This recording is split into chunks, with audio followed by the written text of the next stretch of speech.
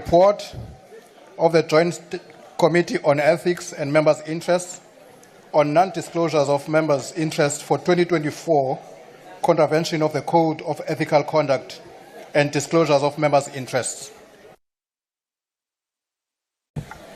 Honourable Chief Whip.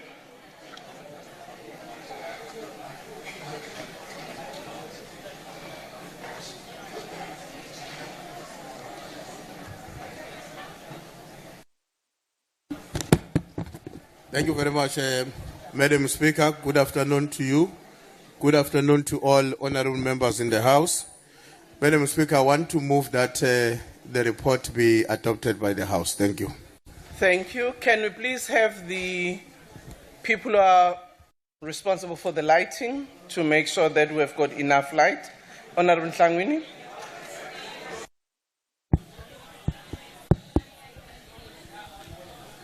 Thank you very much, Speaker. Speaker, I'm just appealing to just alert members yet again to not use this door and cross the floor over in front of the maze. Can we just keep to that decorum? And it's quite disappointing. It's actually ministers doing that. Thank you. Order. Thank you, Honourable Member, for the response. Honourable members, as is our practice to other ethics reports, there will be no declaration or debate on this report. Once we have adopted the report, I will proceed to issue the reprimand to the members concerned as recommended. I now put the motion as presented by the Chief Whip that the report be adopted. Are there any objections? Honourable Nell. Thank you. Abstention will be recorded. Since there are no objections, the report has been agreed to. Honourable members, the House has now adopted the report concerning members who have contravened the Code of Ethics, Ethical Conduct and disclosures of members' interests. The report has recommended that together with the fines, the members be reprimanded in the House. I also want to indicate, honourable members, that Honourable M.L. Ramuhuba, understanding that she was supposed to be in the House for this purpose, she has tendered her apology to the Speaker because of the international trip that she had to undertake. But as you know, honourable members, at the time at which she is in the House, the same reprimand will be given. I request the following members to stand. Honourable Order, Honourable M. Zelanga, Honourable M. Shengwa, Honourable Ndlela, Honourable Nhlamulo Ndlela, Honourable M. Khaga. Members, please stand, remain standing. Honourable Mufukeng, Honourable Zigalala. Order, honourable members. Honourable Nell. Order. Honourable members, you would all appreciate that the Code of Ethical Conduct and Disclosure of Members' Interests provides a set of values for members. Among other requirements, the Code obligates members to annually declare their financial interest in a public register. This allows the public to confirm that no member may have been exposed to any conflict of interest. Honourable members who are standing today, you have failed to disclose your financial interests for 2024 in due time. I just want to advise members that if a member has missed the date, indeed we acknowledge that you have missed the date and you shall be reprimanded as such, but you are still equally obliged to tender your interest. So it doesn't mean that these members have not declared for 2024, but they were late in terms of the deadline. It is apparent from the committee report that you provided fair opportunity to present your records, and not having done so, to adequately explain your failures, your actions had the potential to erode public interest in Parliament. Honourable members, I just want to say this is unacceptable. It's also objectionable and deserving of serious consequences, as it has already been determined by the committee in terms of the fine that you have been given. I also note, as indicated above, that financial penalties have been imposed. These penalties will be implemented without delay. I trust, therefore, that this reprimand sends a message to all of us as members to live up to our obligations and ensure that we comply with the code. Order, members, I now conclude the reprimand and members may resume their seats. I thank you. Order, honourable members. Order, honourable members. I just want to advise you again that Monday, this coming Monday, is the last day for disclosures. Can I remind you once again to make sure that you do so without delay? Order, honourable members. This is not a matter that really we should be laughing about. It's important and it's serious for all of us. While we are reprimanding the members who may not have done so in 2024, but it still requires that all of us are conscious that we must attend to this matter as members. Thank you, honourable members. Can the Secretary read the second order? Consideration of the report of the Standing Committee on Appropriations on the Division of Revenue Bill. Thank you. I now ask the Chief Whip.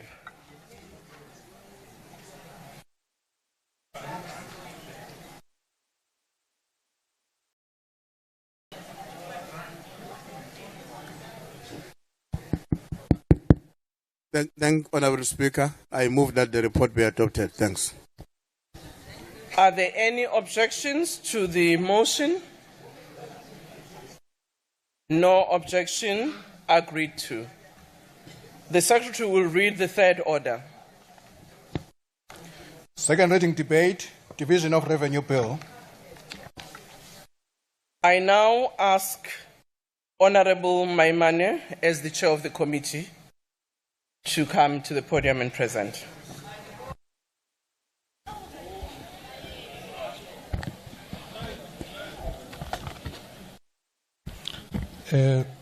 Honourable Speaker, fellow South Africans, honourable members, Bagaetsho dumelang.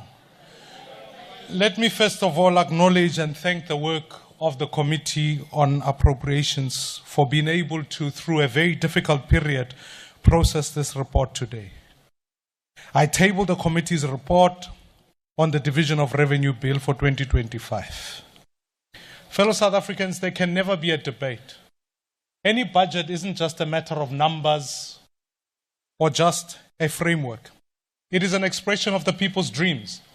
It is a hope that the people of this country will have more police, more jobs, and ultimately healthcare in their communities.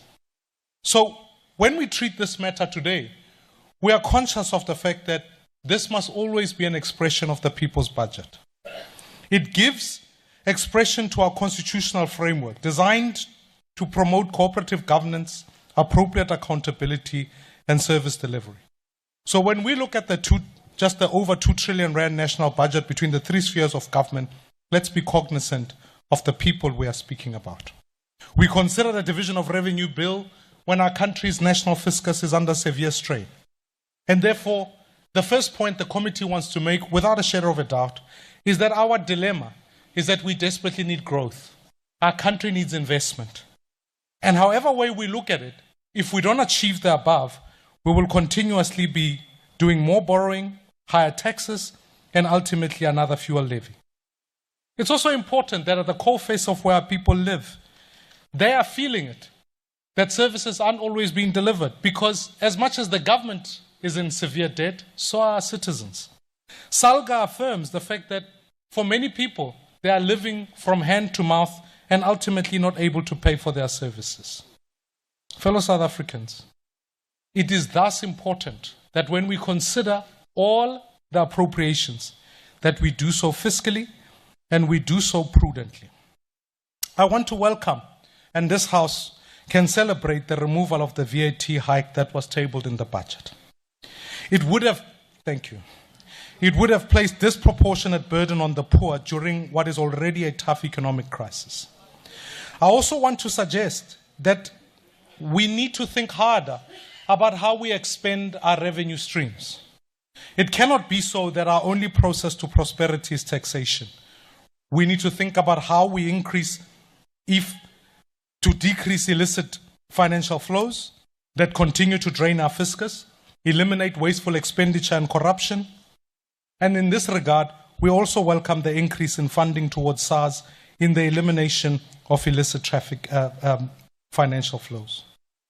The Division of Revenue this year, as a framework, allocates 42% to provinces, 48% to the national sphere, and 9.7% to local government. With all the pressures that are before us, I think there are three issues we need to think about. The first is the question of debt, and therefore, as a committee, we note the fact that there's an increasing target as to when debt to GDP will mature. And therefore, Minister, I want to welcome your invitation to say, let us as a committee work together to ensure that the additional loan that has been put by the World Bank can be processed by this Parliament. The second is the question of data. It's important, honourable members, that we get accurate data when we are processing information. Census results have told us that municipalities are using outdated data models, which distorts the provincial equitable share and the local and the municipal equitable share. The third is that we need to think harder about our municipalities.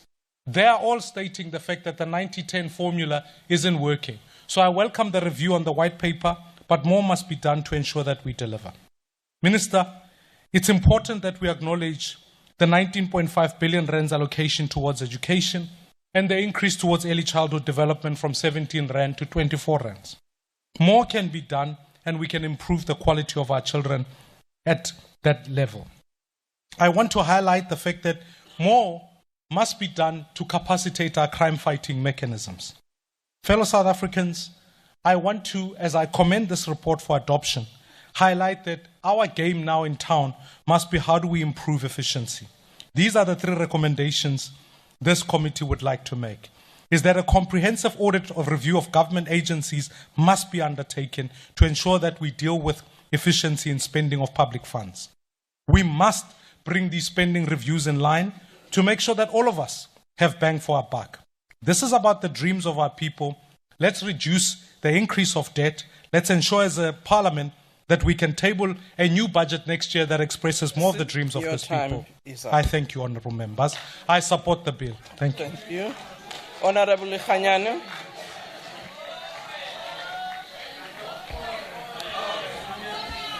Honourable Speaker, thank you so much. I stand here to support the bill.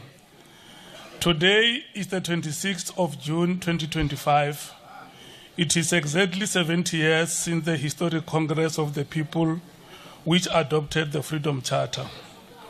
By any measure, the Freedom Charter inexorably and irrevocably elicited a new form of national consciousness, inculcated universal human values and solidarity with the poor and the oppressed.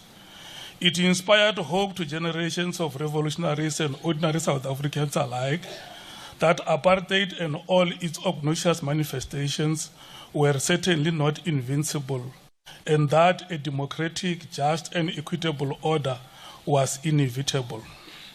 To thank the illustrious generations who made this vision possible is noble but inadequate. We should, in our everyday actions, live the Freedom Charter and further the ideals of the Freedom Charter, and further its ideals. Honorable Speaker, in stark contrast to the optimism of the Freedom Charter, we are reminded that the 20th of June 2025 was a Friday. This was a dreadful day 112 years ago, a day about whose impending dawn and enduring consequences were poignantly lamented by the then ANC Secretary General Sol Plaatje, when he said, I quote, "The South African native found himself not actually a slave but a pariah in the land of his birth." We draw these parallels, Honorable Speaker, firstly because it is not just about the calendar method in teaching history, but because these days tell a story of the political economy of South Africa. Secondly, Speaker, as a ring of consciousness to ourselves here, that as we enjoy the immunities and privileges and the etiquette of being called honorables, we should not forget that those in whose names we are here are frustrated by widening poverty and deepening inequality. Unemployment is rising exponentially, worse affecting youth and women.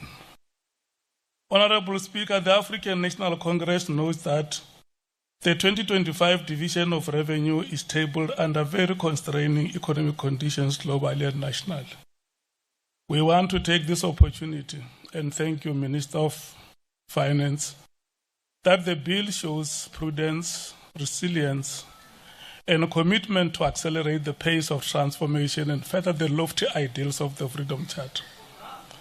Key amongst the features of this bill, Honorable Speaker, are the stabilization of government debt, unprecedented increase in infrastructure investment with manifest intention to support higher economic growth, maintenance of social wage, including health, education, social protection, community development and employment programs. The chair of the committee has spoken about the allocation that has been made to basic education.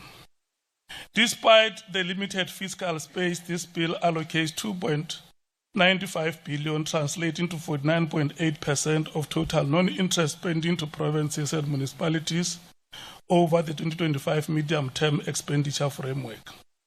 This implies that nominal growth rates over the 2025 MTF are 4.5 and 4.4 for provinces and municipalities respectively, leading to marginal above inflation increases.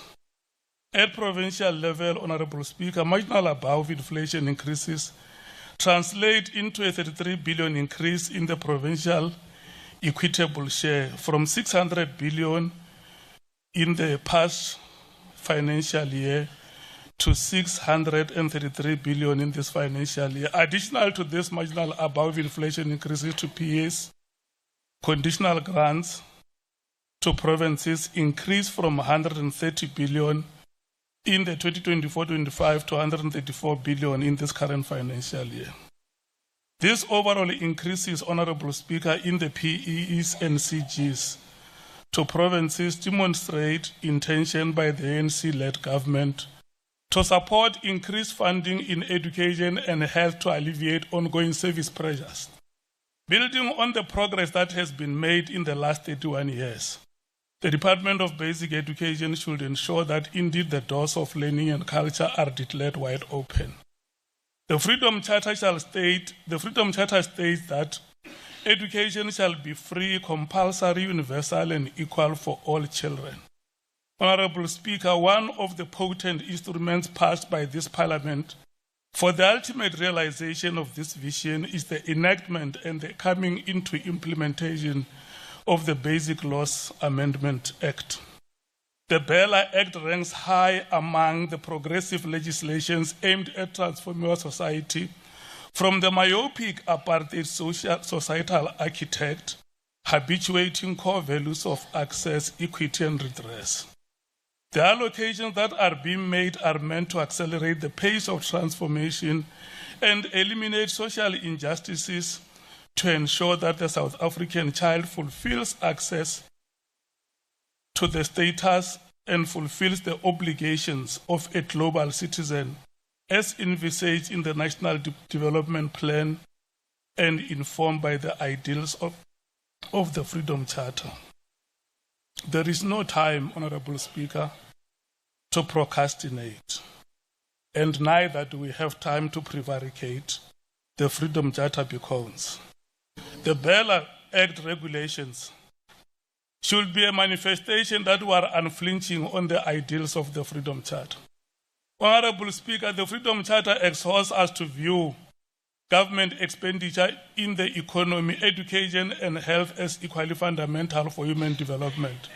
However, allocations to education and health should be viewed as an investment rather than a cost, and therefore, National Treasury should allocate sufficient funds to public services. In this regard, the ANC urges National Treasury to release provisional allocations of 41.3 billion, of which 12.2 billion is allocated for this current financial year, so that provinces can recruit, retain and rebuild workforce and infrastructure to ensure that public education and health sectors deliver on their constitutional mandates. We further urge the National Treasury to put mechanisms in place to prevent rising accruals in the provincial departments, especially education and health. Honorable Speaker, with the marginal above inflation increases, the local government equitable share increases to 106 billion in the current financial year. Conditional grants are also increasing by less than 1.5 billion. We welcome the initiative by the Department of Cooperative Governance to introduce the Municipal Systems Improvement MSIG to support municipalities in performing their functions and stabilize institutional and governance systems. Whereas local government in general seems to be deteriorating, we are worried that there are 38 municipalities in the country plagued by serious problems ranging from institutional instability to failure to meet constitutional obligations. There are practices in certain municipalities that are intolerable and do not meet the standards of government institutions. It is sheer hooliganism and political thuggery to have a municipality with two parallel administrations. It is very clear that public representatives like this pursue no noble intentions, but they are insatiable greed and self-aggrandizement. What makes it even worse is when we continue to allocate funds to such institutions and cannot timeously intervene. A spate of municipalities in strategic areas for economic development are failing to pay employees. Ngomazi in Mpumalanga is one of them. This is the municipality that should be instrumental in the Maputo regional corridor, strengthening regional integration by enhancing links between South Africa, Mozambique, and Swaziland. Ditsobota, local municipalities, another in the news for similar reasons. It is the public for whom these appropriations are made who suffer as these shenanigans continue ad nauseam. Honorable members, in our executive and oversight responsibilities, let us rise and ensure that the allocations are made to serve the people of South Africa within the doctrines of the Freedom Charter. The reforms that are due in local government should revamp and coalesce this sphere to live to the expectations of providing the real sustainable antithesis to the Group Areas Act and other apartheid spatial deficiencies. Honorable Speaker, we should go back to our basis and work diligently so that we can come back here one day like President Mbeki did on 25th of June 1999 and say the dark clouds of despair are lifting, Honorable giving way member, to our your season time of hope. is up. Thank you so much. Honorable Mwali.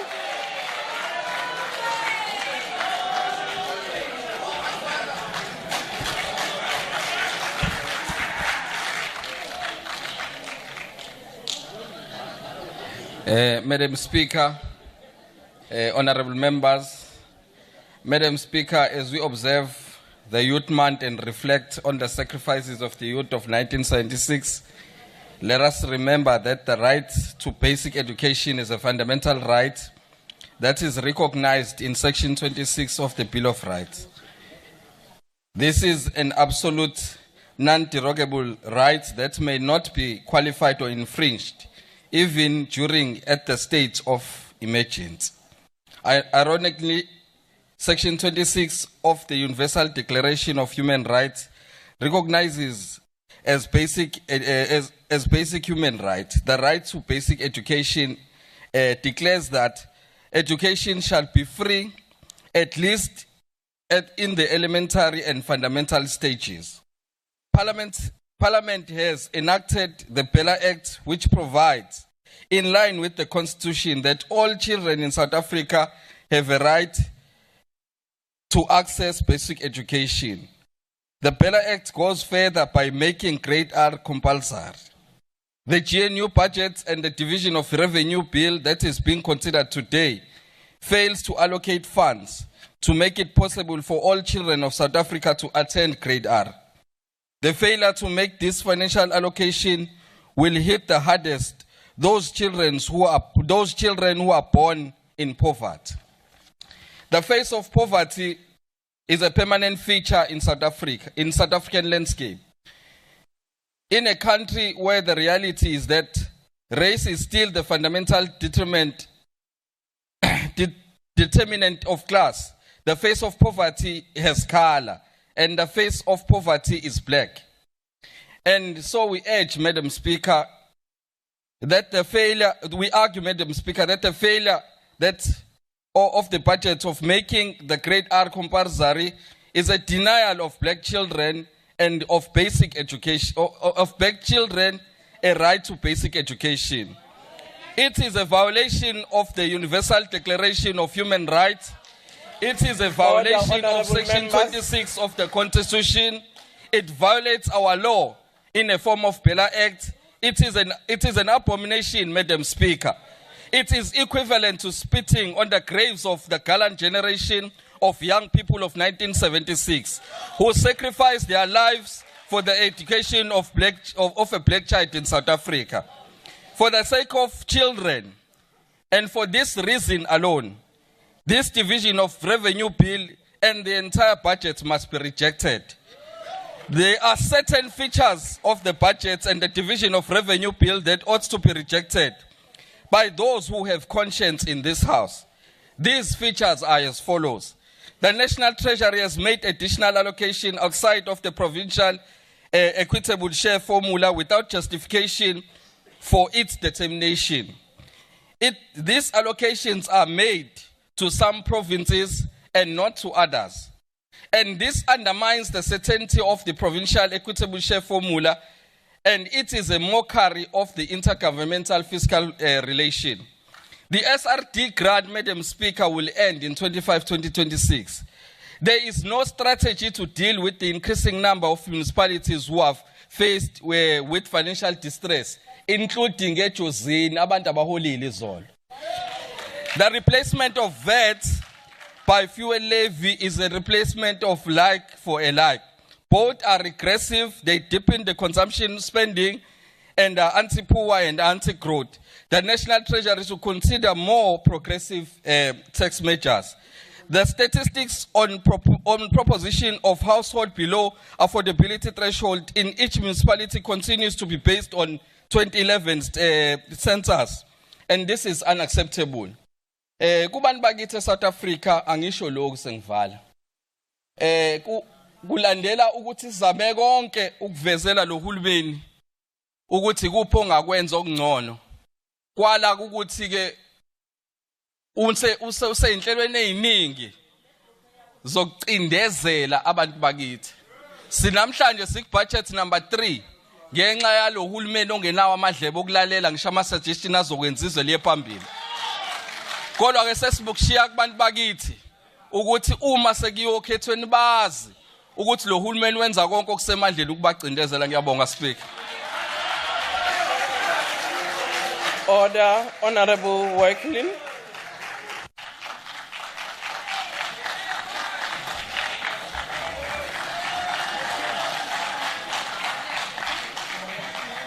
Honourable Speaker and Members of Parliament, the DORA Bill must be more than a disbursement mechanism.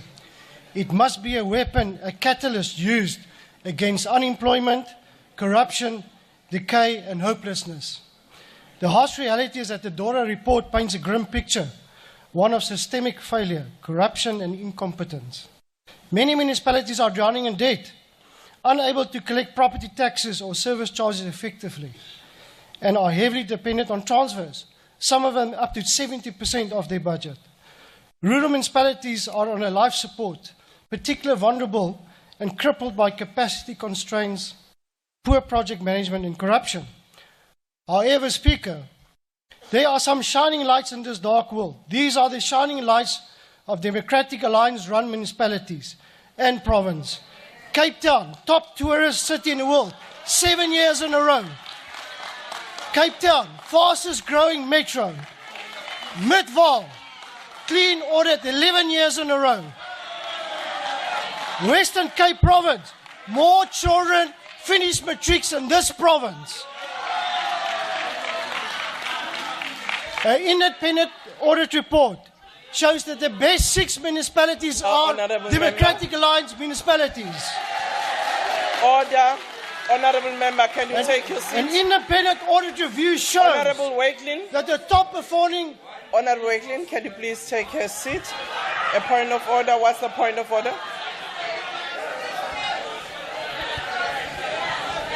Speaker, we should not mislead the House as honourable members. Order, Cape Honourable Town Member. does not exist. Order. Of the white areas you've mentioned, there's Khayelitsha, there's Guguletu, there's Order. Menenberg. Honourable Member. Where's the black areas? Mossel Bay? Honourable Member, I asked the point of order under which rule, and I think you are getting into the debate. When your party comes, you will then debate. Thank you. Proceed, Honourable Member Wakelin. Thank you, Speaker. An independent audit review shows the top performing municipality, Mossel Bay, 6 clean audits. Midvaal pays their creditors on average in 10 days' time. The Auditor General referred to Midvaal as a model to replicate all Gauteng municipalities. Our municipalities has become a model of efficiency, delivering quality service, maintaining infrastructure, and creating an environment for economic growth.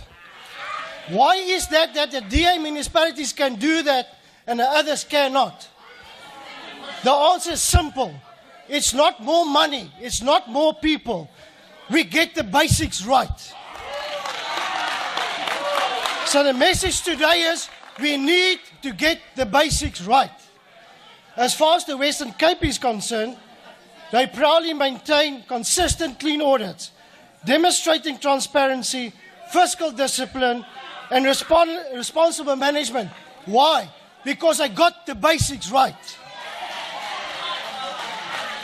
Since 2024, we have started to turn the tide as a GNU. Are we there yet? No, we're not. Do we get it right all the time? No. Do we make mistakes? Yes, sometimes. But are we on the right track? Yes, we are on the right track.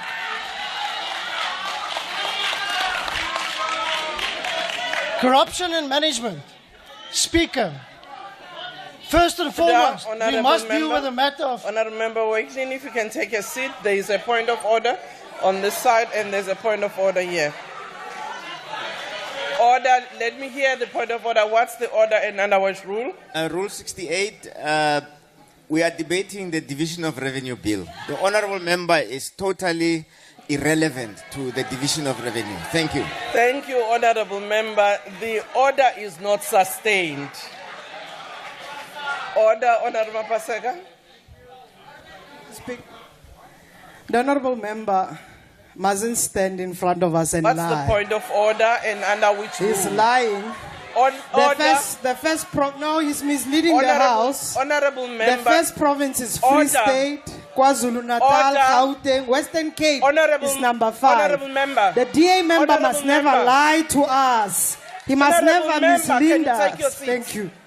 Honourable members, when you are actually called to order, please do. There is a point of debate. Member from your party will come and debate. But secondly, you know very well and you corrected yourself. It's not parliamentary to say a member is lying. Misleading, you were correct the second time. So on that one, you were wrong. Please withdraw. Thank you. Can we move? Honorable Wakelin, can you please proceed? Speak on a matter of corruption and mismanagement. First and foremost, we must deal with a matter of corruption. Corruption and mismanagement are the twins that kills progress and growth. Billions meant for infrastructure, healthcare and education have been stolen or wasted. The AG's report exposed a pattern of looting, nepotism and outright theft that has robbed this community of their basic rights. These are not isolated incidents. They are systemic failures that's rooted in weak leadership, political interference, and a culture of impunity. The Zondo Commission damning revelation exposed the depth of this rot. We call on the President, let us deal and finalize the recommendation of the Zondo report for once and for all. Let's finish and close the book on this ugly past that keeps haunting us. Let's bring those that are complicit to book now. Let's bring justice to our people so that they can trust us. Here's a few words on the provincial and municipal leaders and management. The Auditor General report shows weak project management, non-adherence to procurement laws, and a lack of accountability, which has resulted in delays, wastage, and substandard service delivery. The failure to spend budget allocation on time and effectively hampers development and deepens inequality. Rural areas, which desperately needs investment, remains neglected, while urban centres struggle under the weight of ineffective governance.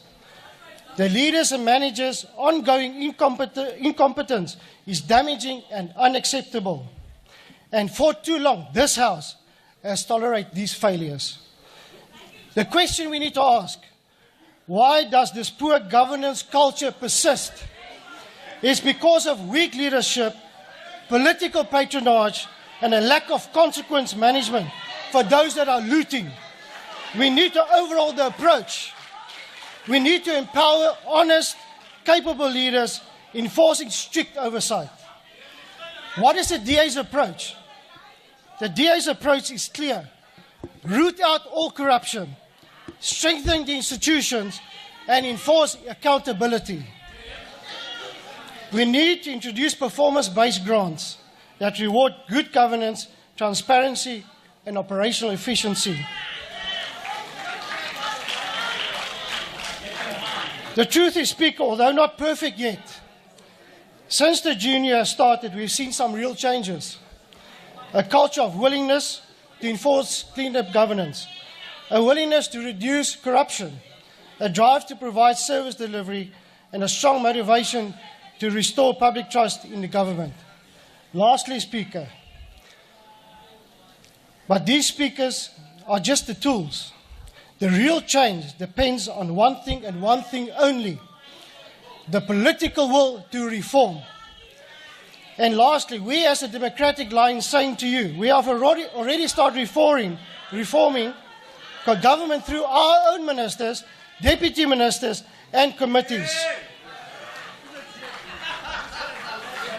The question we need to ask ourselves is,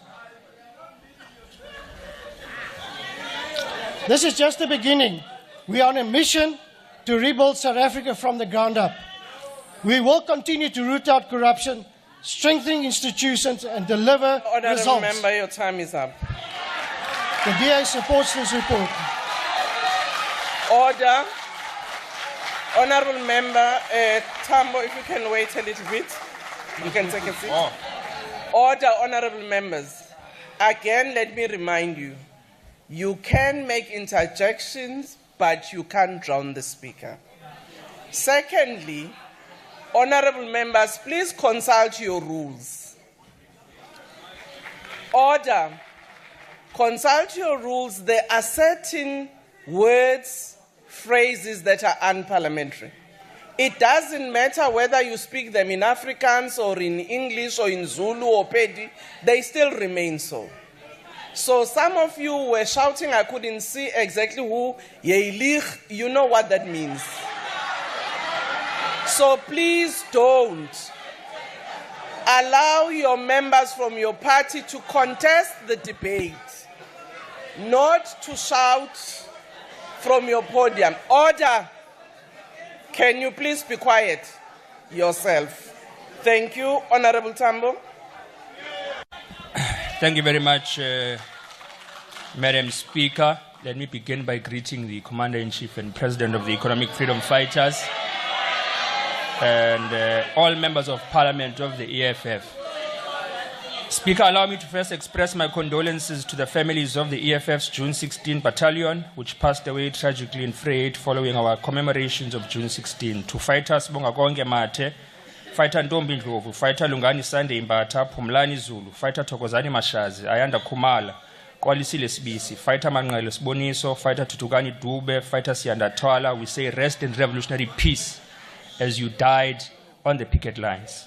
Let me also express my appreciation and commendation of the President of South Africa, Cyril Ramaphosa, for developing the testicular fortitude to remove the Deputy Minister of the DA, who was ineffective and incompetent. And long may these removals continue. Speaker, so the Money Bills Act stipulates that the Division of Revenue Bill must be in line with fiscal framework. And we have long labored as the EFF that the budget process has been characterized by deceit. And this deceit is twofold. It is deceptive consultations that made an impression that there will be alternative revenue generation mechanisms which will be included in the budget, and we do not see them anywhere today.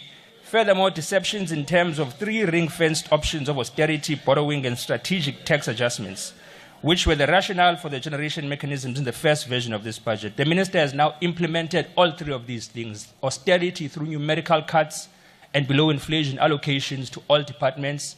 He has now implemented borrowing through a 1.5 billion loan from the World Bank, and he has also implemented tax adjustments through the fuel levy. Now, as the EFF, we have now introduced the Public Finance Management Amendment Bill, which will restrict reckless and irresponsible borrowing from financial institutions globally, because there must be an authority of parliament that guides all loans which are conducted. House Chairperson, the EFF rejects the 2025 Division of Revenue Bill as proposed by the Minister of Finance and agreed to by the Democratic Alliance, Action SA, Rise Mzansi, and BOSA, led by Honorable Maimane, who is also the chairperson of the Standing Committee on Appropriations, because that committee has failed to fulfill its constitutional mandate. Before we deal with the contents of the bill, let us remind the people of South Africa of what took place not so long ago. When we were processing the Division of Revenue Bill that had to be withdrawn because the Minister of Finance lost the VAT court case, the committee had resolved to amend the bill, and Honorable Maimane will remember this. We had agreed that more than half of the 257 municipalities are in financial distress, with 20% of them not financially viable at all. That means they're unable to meet even the most basic obligations required to deliver services. We had agreed that for far too long, the assumption that municipalities will collect sufficient revenue to fund service delivery is false and not sustainable. The majority of our people are unemployed. The economy is stagnant, racial inequality continues to deepen, and we have more than 12 million people without work, 12 million people with no ability to pay for services, even if they wanted to. We had also agreed that the growing number of indigent households, many of whom are not even registered for indigent support, deserve automatic and unconditional access to free water, free sanitation, and free electricity.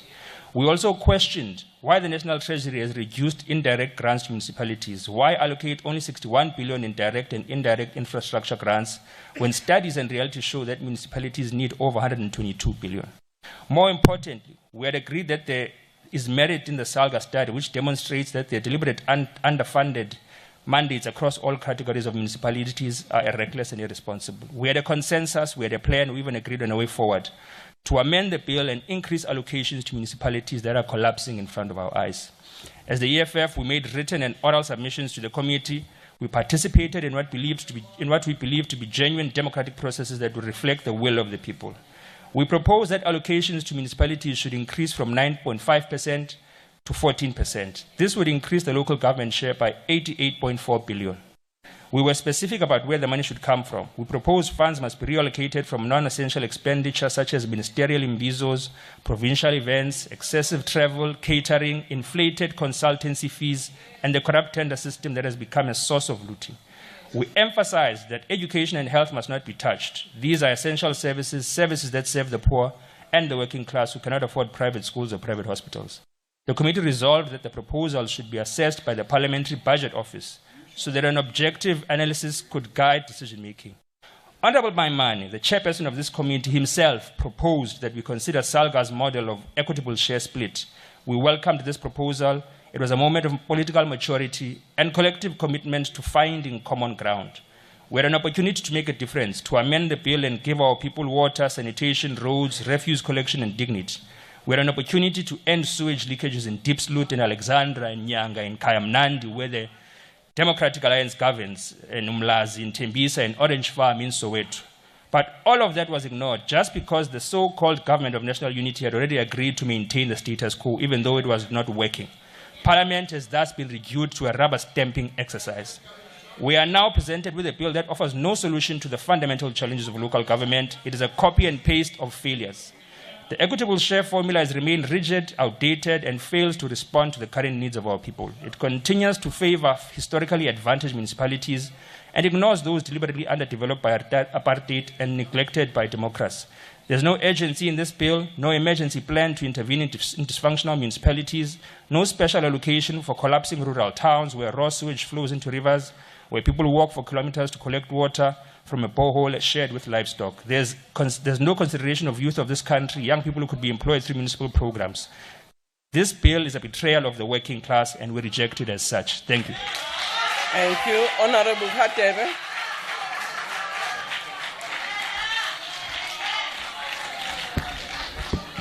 Thank you, Honorable Speaker. On behalf of the Inkatha Freedom Party, I rise to deliver Order, our Honorable declaration. Member, let's allow the IFP to make the statement. On behalf of the Inkatha Freedom Party, I rise to deliver our declaration on the Division of Revenue Bill, a pivotal instrument in the machinery of cooperative governance. This bill is a legal embodiment of our constitutional imperative to distribute national revenue equitably among the national, provincial, and local spheres of government. Yet, while the intention of equity is noble, the IFP must express our concern that the application often falls short of addressing the entrenched inequalities that persist in our communities, especially in historically neglected rural areas.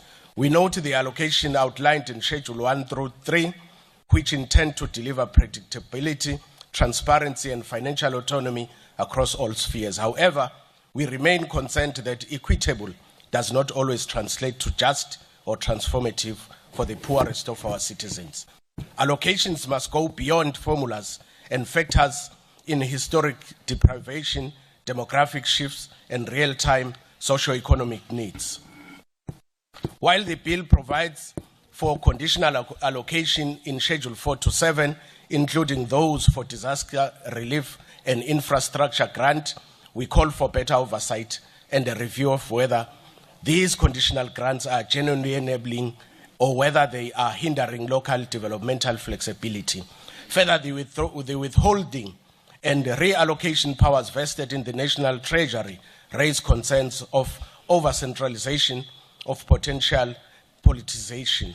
Fiscal discipline must not come at the cost of democratic decentralization or developmental mandates, especially where the failures are systemic and not due to negligence at the provincial or municipal level.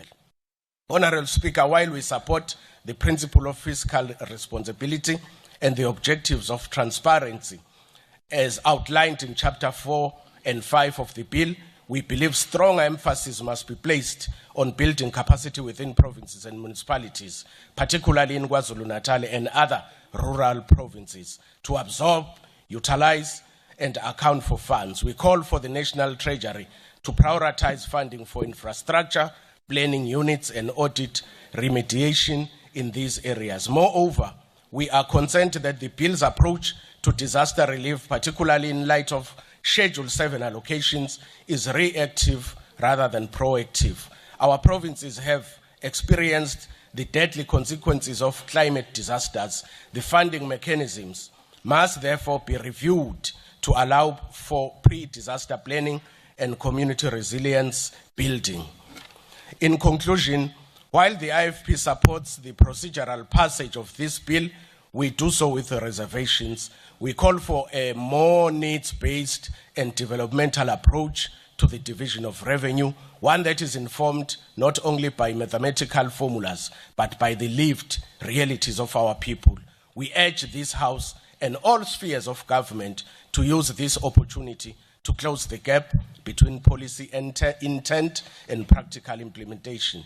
Let us not allow the ideal of equity to be reduced to an exercise in spreadsheets. Let it become instead a true instrument of justice, development, and hope. The IFP accepts. I thank you.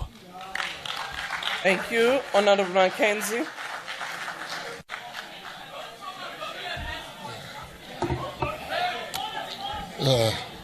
Speaker, before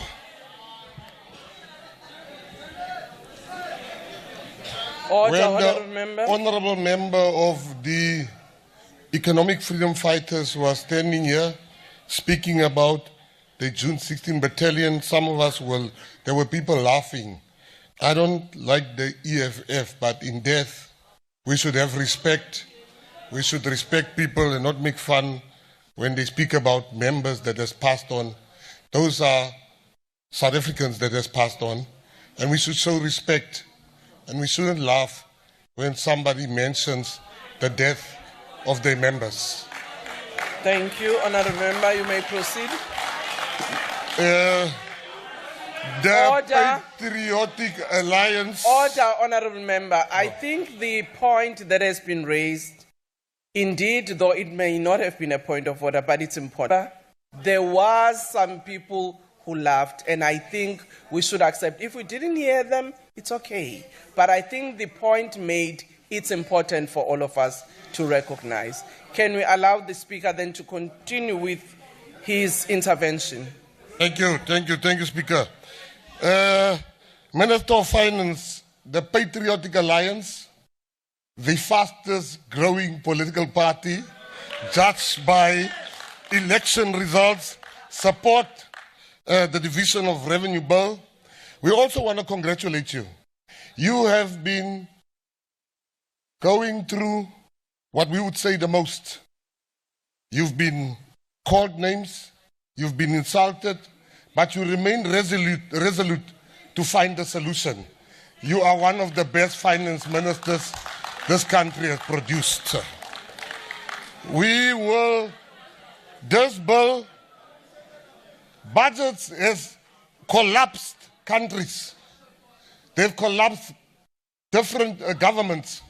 But this budget, at the end of the day, we are here today and we are going to pass it. It shows that we are not a Mickey Mouse government. We are a government with a plan. That's why I would like to caution the previous speaker to say there is no DA or PA or ANC minister in the GNU. There is cabinet ministers in the GNU. We should desist from wanting to claim easy victories. We are appointed as ministers. When I was called by His Excellency Matamela Cyril Ramaphosa, he didn't say PA minister. He said, Honorable Gayton Mackenzie, would you like to serve in my cabinet? I said, you will not understand. You've not been called. Many years from now, you will get that call. A bandit was called before you. The president looked at the list of all the parliamentarians who he can call. Do you know what it says about you? When the president goes past you and he looks for a bandit there, and he says you must be a minister. Order, honorable member, please so come. one day you'll get a call. Come back to the subject for debate.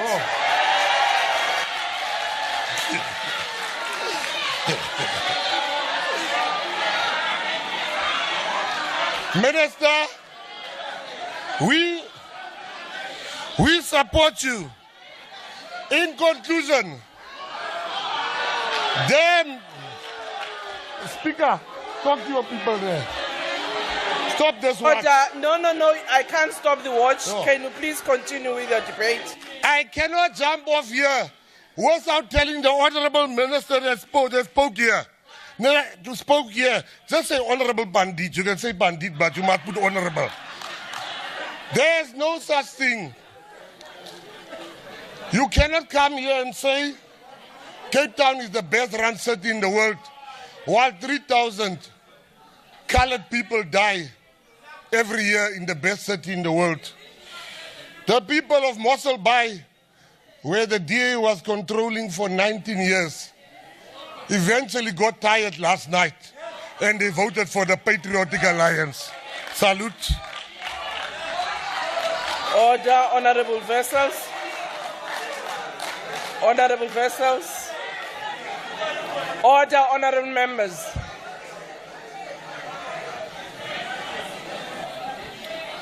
The Honorable Speaker, when one talks and Order, debates, honorable members, can we please order? Honorable Speaker, when we debate the division of revenue, it's obviously impossible not to talk and reflect on the state of municipalities in South Africa. And there it is, unfortunately so, that one cannot differ from the Honorable Tambo. He made the absolute correct analysis of what is going on. And that is that we don't have efficient and sufficient funding on local government level, but that there is a lot of unnecessary spend in the other spheres of government, and that there is a lot of money that can be saved and used to the benefit of the communities out there. But, Honourable Speaker, when one does go and look at the last financial year, you see that of the conditional grants that were transferred to municipalities, only 29% of those conditional grants were spent. More than 70% were transferred back, were unspent.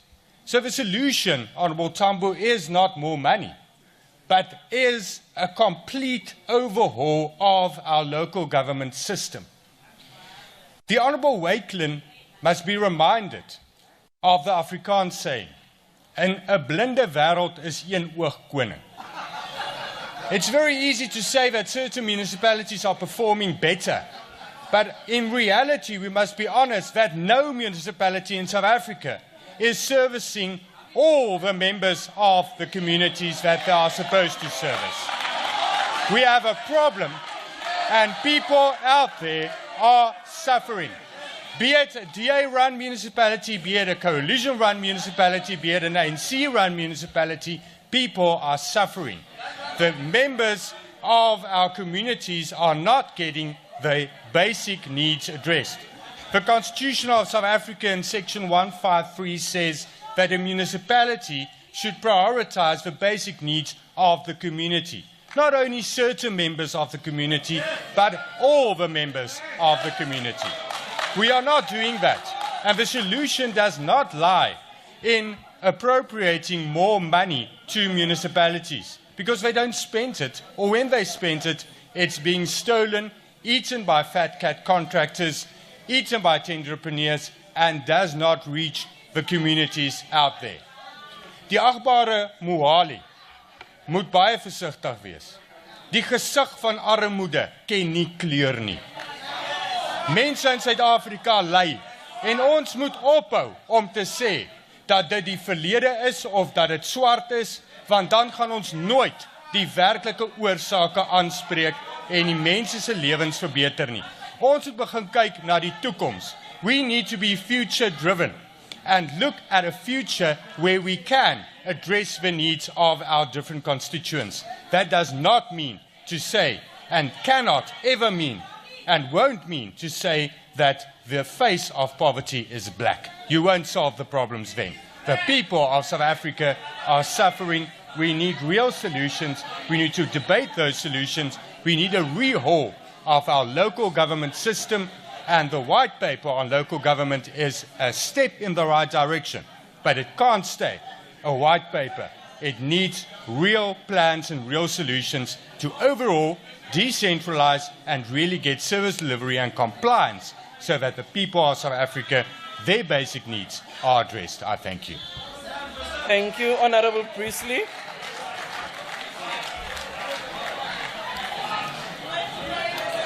Speaker, the Division of Revenue Bill before us allocates 2.3 trillion between national, provincial and municipal spheres of government. Of this amount, a whopping 425 billion goes towards interest payments. The net amount available for distribution after interest is 1.9 trillion. The sad and painful truth is that this amount should have been significantly higher had South Africa experienced economic growth in line with the rest of the world, emerging markets and the African continent. That kind of growth would have enabled more police stations and more police officers, more schools and more teachers, new and improved hospitals with more doctors and more nurses, increased funding to municipalities to fix collapsing infrastructure. The list goes on, but broadly it would have meant an improved standard of living for all South Africans. However, failed economic policies has consistently stifled growth. These very same failed policies are now being perpetuated by the so-called government of national unity. As long as this continues, it is improbable that the amount available for distribution across the spheres of government will improve anytime soon.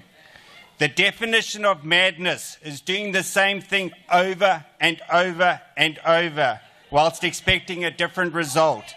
That best describes the economic policy trajectory under the GNU. Uninterrupted madness. South Africans deserve better.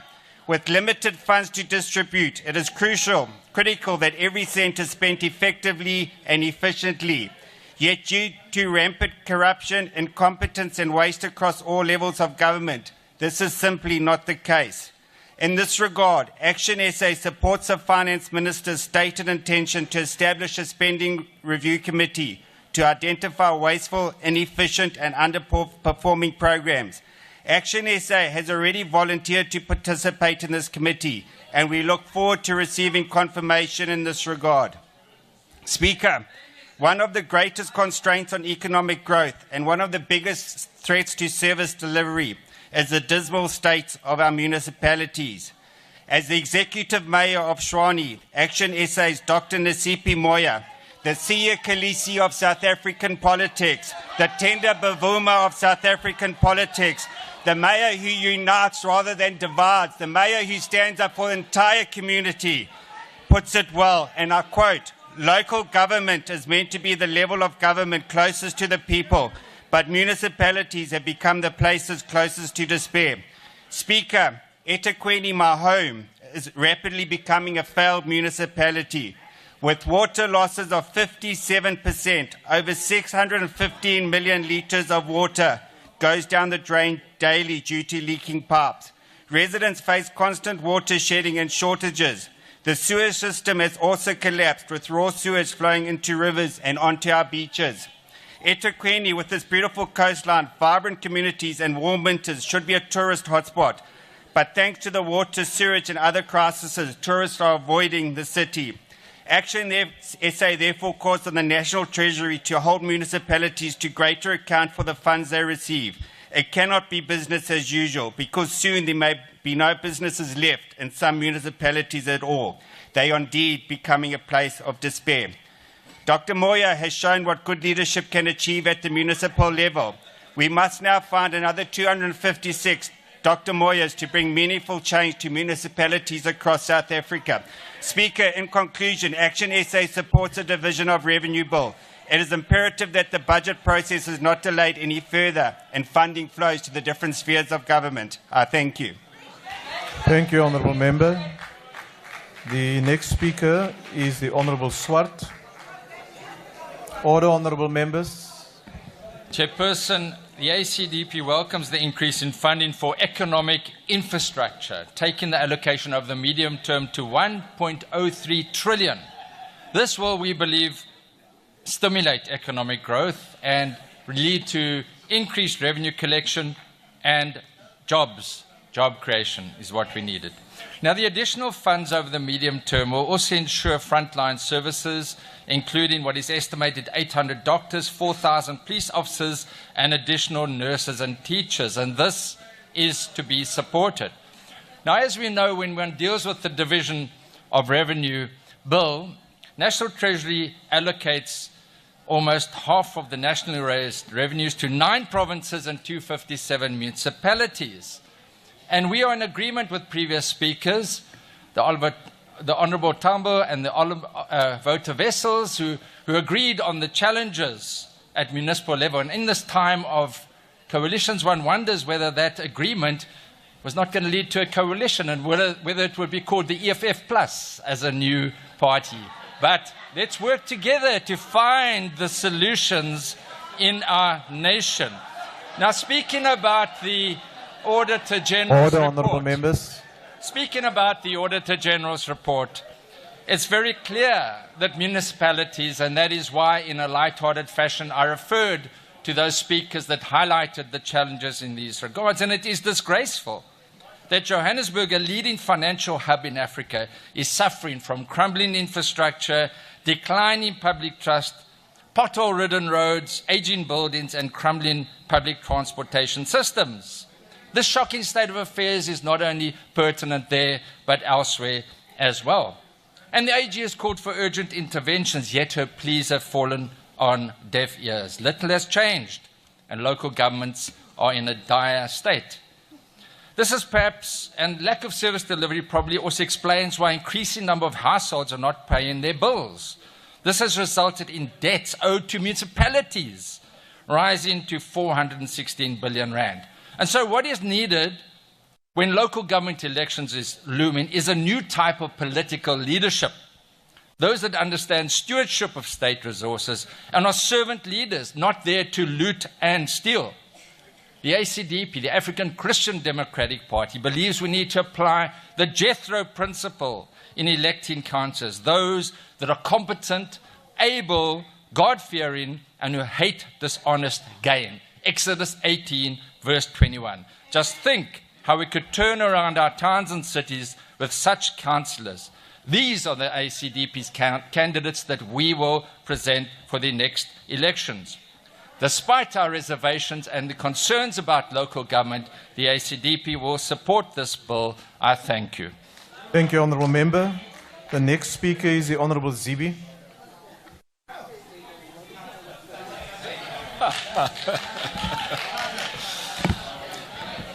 Thank you, Honourable House Chair.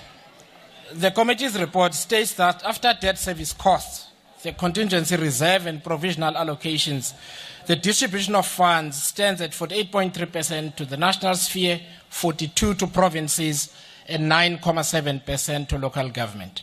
Of course, the debt service costs are significant, but the report also mentions that part of our fiscal strategy is to pay down the capital debt to reduce interest payments after this fiscal cycle. I want to say, Honourable Finance Minister, I think you know that no such will happen. This undertaking is made each year, and the following year we break our own word. But I'm glad that the conversation about the equitability of the distribution to local government, to provincial government and national government is taking place. But I'd also like to ask that we line up the things properly.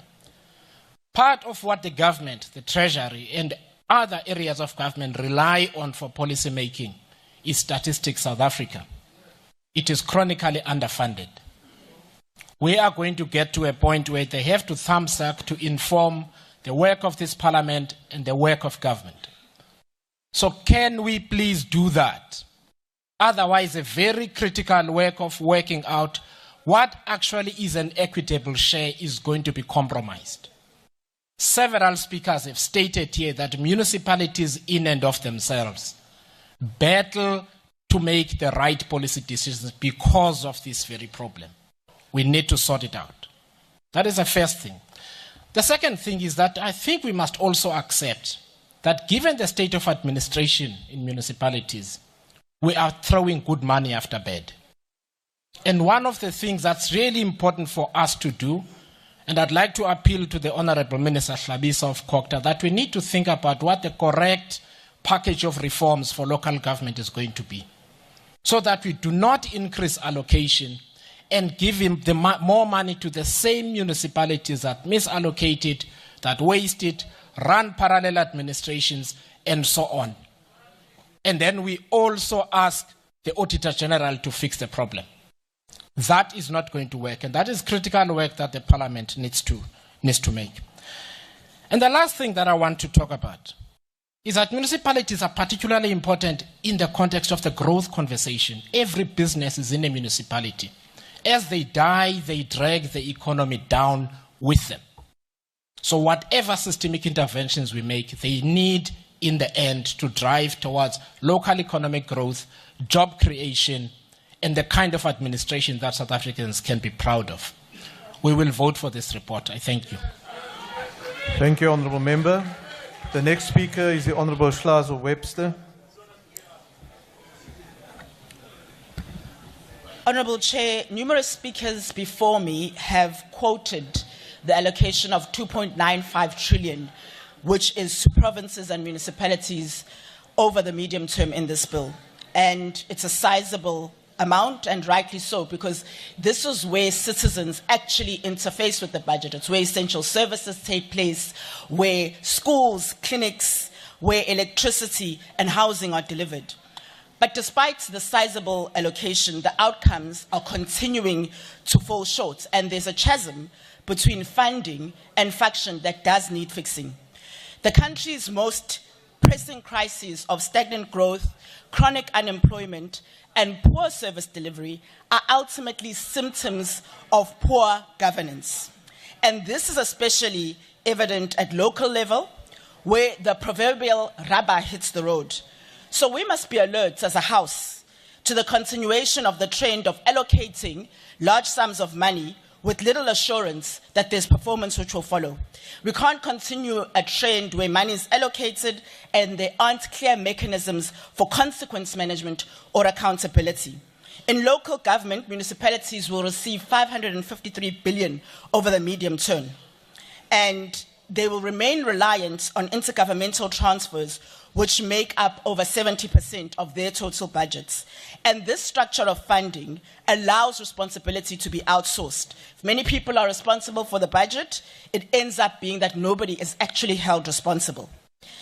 On governance, the Auditor General tells us that only 38 out of 257 municipalities received clean audits, and there's fruitful and wasteful expenditure, which then continues to rise. Yet, we continue to transfer large sums with no reform in return.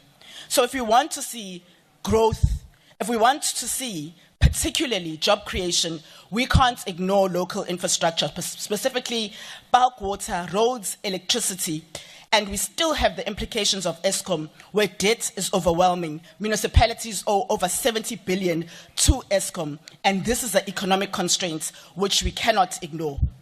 We need to be more intentional also about spatial justice, because these same areas that were historically excluded under apartheid continue to lack infrastructure today.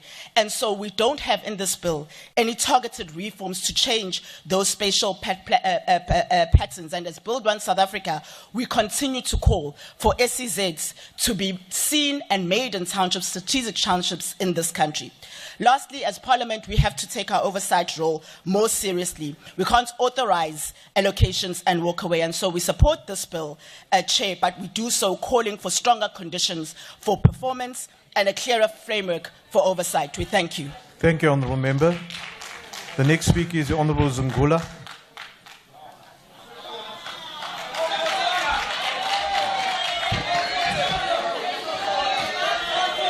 Order, Honourable Members. Order. Thank you, Chair. The division of revenue must fundamentally respond to the challenges facing the country.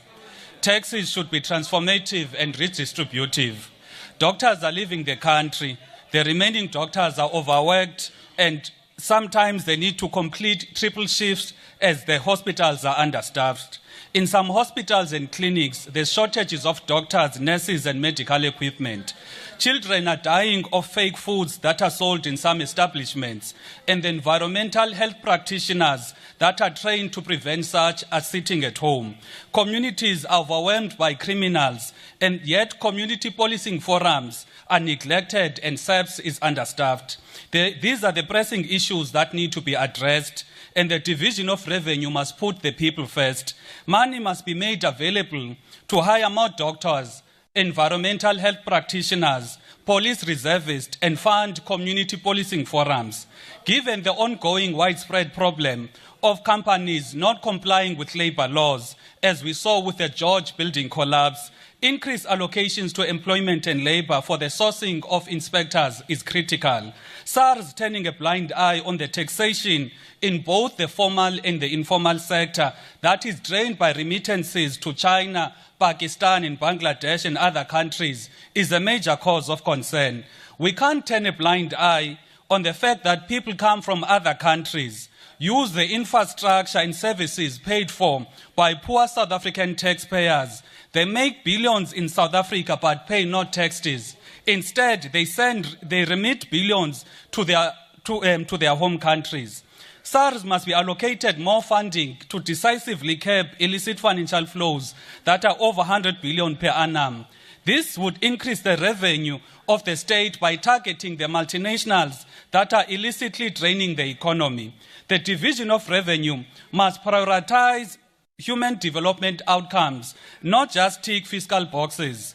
Provinces like the Eastern Cape, Limpopo remain incapacitated despite large populations and high poverty levels. While local government receives a significant allocation, too many municipalities remain dysfunctional and riddled with corruption. The money allocated to municipalities must not be a reward for dysfunction. Lastly, the municipal infrastructure grant and equitable share transfers must be linked to compliance, functionality, and performance, not for the benefit of the politically connected few, because most municipalities are known that there's certain people or a certain group of people who are committing corruption and riddling those institutions. We do not support this bill. Thank you. Thank you, Honourable Member. The next speaker is the Honourable Sigere.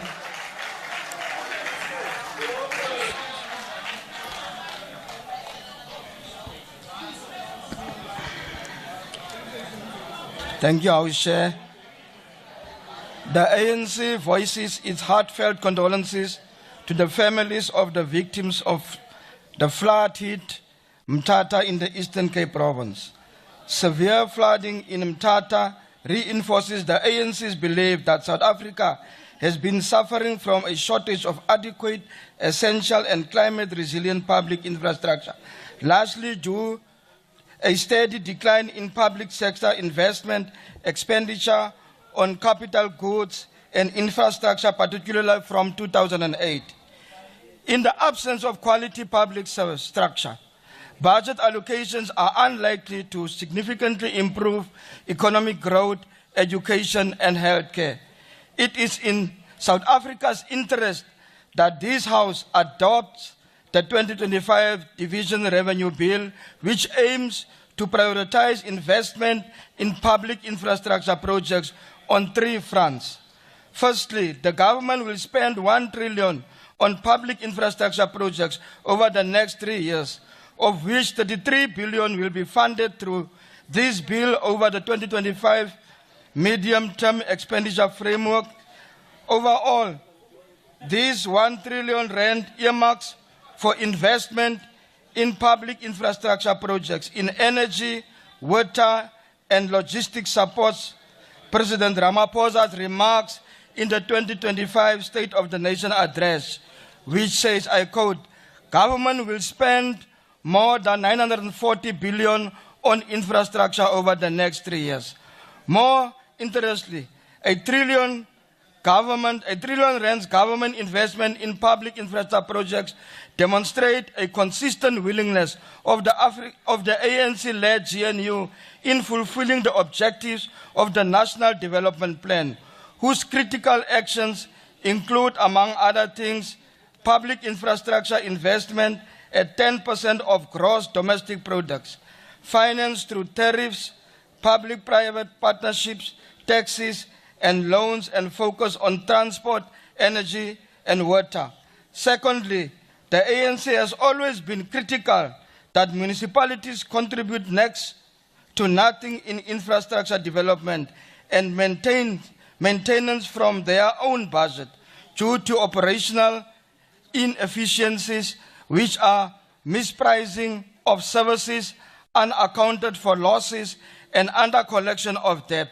In fact, the inability of municipal revenues to match required expenditure for infrastructure contradicts the 1998 White Paper on Local Government assertion that municipalities need to have access to adequate sources of revenue, either own resources of intergovernmental transfers to enable them to carry out the functions that have been assigned to them.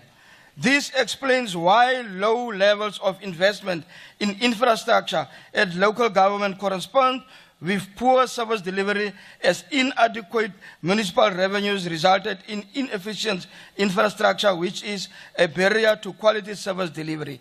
Given the challenges in raising additional finance for infrastructure, this bill allocates 17.4 billion to the municipal infrastructure grant to assist 216 municipalities with infrastructure issues. Further, this bill allocates 15.3 billion to the budget facility for infrastructure to leverage private finance to support infrastructure in critical areas like hospital infrastructure, transport and logistics, and water. The non-revenue water projects in eThekwini Metropolitan Municipality, the My City Phase 2A project in the city of Cape Town, the Integrated Bulk Supply System Interventions project in the Solplaatje Local Municipality, and the Water Security Program in the Nelson Mandela Bay Metropolitan Municipality are some of the BFI-funded projects for the 2025-2026 financial year. Additionally, this bill allocates 3 billion to the Regional Bulk Infrastructure Grant, which is intended to fund social components of regional bulk water and sanitation projects approved by the Department of Water and Sanitation. Finally, this bill allocates 2 billion to the Integrated National Electrification Program of municipalities aimed at electrifying households to the ESCOM grid. While this is important, most low-income households are forced into using polluting and unsafe sources of energy because they cannot afford to pay the amount of electricity they are connected to. It is in this regard that legislated oversight departments of the free basic electricity subsidy must ensure that millions of low-income households have access to this subsidy that the ANC promised them more than 20 years ago. Thirdly, like municipalities, province face spending and revenue pressures resulting in infrastructure deficit. Given that public investment is the only viable and equitable way to increase public infrastructure investment, this bill allocates 15.3 billion to the education infrastructure grant, reflecting a 9.2% nominal and 4.9% real increase. The EIG is aimed to tackling school infrastructure backlogs amid the current need to address persistent school challenges, including schools without access to water, electricity, or adequate sanitation, unsafe and inappropriate pit toilets, overcrowded classrooms, and crumbling buildings. Adequate education facilities achieved through the EIG support the government in its effort to roll out public employment programs like the teacher assistant programs in basic education, which is allocated 1.2 billion in this bill for the 2025-2026 financial year. More importantly, the EIG is not only instrumental in the implementation of the Basic Education Law Amendment Act, which is the BELA Act, but it is also funded to addressing skill shortages in labor markets so that public education can produce the skills that employers require. This bill also allocates 7.2 billion to the health facility revitalization grant. While this allocation is a 2.8% reduction after adjusting for inflation, indicating a sustained erosion of public investment in the health sector, it nonetheless provides an important opportunity to provincial governments to begin maintaining health facilities and investing in climate resilience infrastructure for the increment universalization of public health as envisioned in the National Health Insurance. Without a doubt, the ANC supports this bill as puts decent work on its agenda to be sure it allocates 23.4 billion for the 2025 Public Service Wage Agreement and carry-through cost. The Public Service Wage Agreement is in line with the ANC's Remember, your time is now expired. to Thank create you. many jobs. I thank you. Is there a speaker from Al Jama?